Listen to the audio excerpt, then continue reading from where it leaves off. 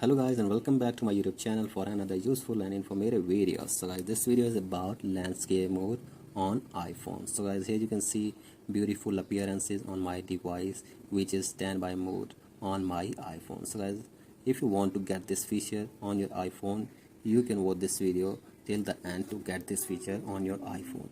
So guys, here I will show you how can you get this feature on your iPhone. That is very simple. So guys, first of all, just you will have to update your device to the latest version of iOS, which is 17. So guys, open your device and then tap on settings and then scroll it below and tap on general. So guys, from here just tap on software updates. So guys, update your software to the latest version of iOS, which is iOS 17. So guys, after this, go back and then tap on standby. So guys, from here just simply turn on standby mode on your device. So guys, turn on standby. After this, go back and just here you will have to simply connect your charger to your device, and then you will have to put your device on landscape mode. So guys, from here you can see this.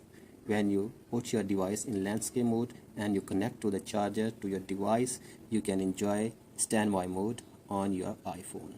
So guys, here you can see different appearances, a beautiful clock and a beautiful updates about the weather.